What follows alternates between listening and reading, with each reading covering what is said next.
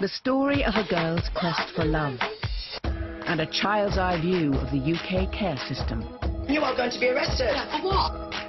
Samantha Morton's The Unloved, starring Robert Carlyle. Part of Britain's Forgotten Children season. Sunday at 9 on 4. In the UK, the film was broadcast before it was released in the cinemas. So because it was made with Channel 4 television, that was always the intention, but we also wanted it very much to be a film that would be seen internationally. It premiered at the Toronto Film Festival. It has been picked up for distribution in the States, and it was released in the UK in the cinemas earlier this year by ICA Films, and they are also releasing it on DVD. So it is getting distribution outside of its television broadcast, which was very much our aim. We received funding, obviously, we received a licence fee from Channel 4, and we received an equity investment from EM Media, which is the regional screen agency that covers the East Midlands and Nottingham, and we made the film entirely there. We did all of our preparation there, and we shot the film there, and most of the actors are from the East Midlands, so it was very much a film. It was very much a film in which Nottingham, as the city of Nottingham, is also a character within the film and is a fantastic location. So it was a real pleasure to make the film there, and they invested in it.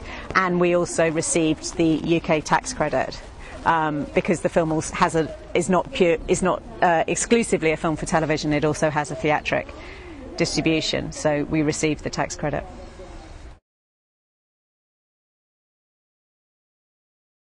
I'm working with Tony Grisoni on a feature that he will direct, which is set in London, set amongst the Kurdish community in London, and I'm working with on a number of other projects which are in development.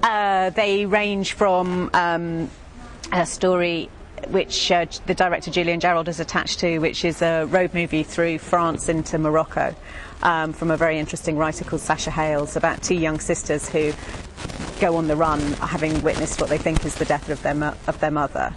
And I'm developing with my business partner Lisa Marie Russo hopefully what will be an anthology of archive-based documentaries. She was the executive producer of Terence Davies's film Of Time in the City, and we were very interested to explore with other directors the idea of them creating films using archive as the primary source material to tell their own stories.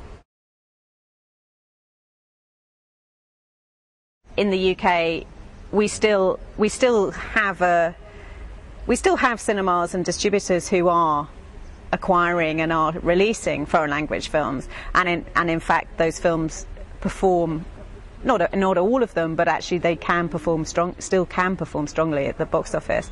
I Am Love, I'm sorry I don't know the Italian title, but that is doing well in the UK. That just opened in the UK and is performing well. I think the distributors know their marketplace. They know the sort of scale of release that those films will benefit from, and hopefully there is still an appetite to see non-English language films. It will be an absolute crying shame. But what is interesting is the film that I'm trying to do with Tony, that Tony and I are doing, is a foreign language film set in the UK, because the majority language in that film would be Kurdish and Turkish, because that's the community that we are making a film with and from within, and that is the language that those are the languages they primarily speak, and it's very hard to get financing for a British foreign language film. Which I think is crazy, because Britain, and especially London, is a massively multicultural city with hundreds of languages being spoken, and it's a very exciting place to live and an important place to talk about on film. But at the moment it seems to be a bit of an obstacle, that's not perceived as being what people want to see from British films. I hope that will change. I know there are other filmmakers who are also trying to make films which reflect the many different communities within the UK and the multiplicity of languages that exist in London especially. So I hope those barriers break down.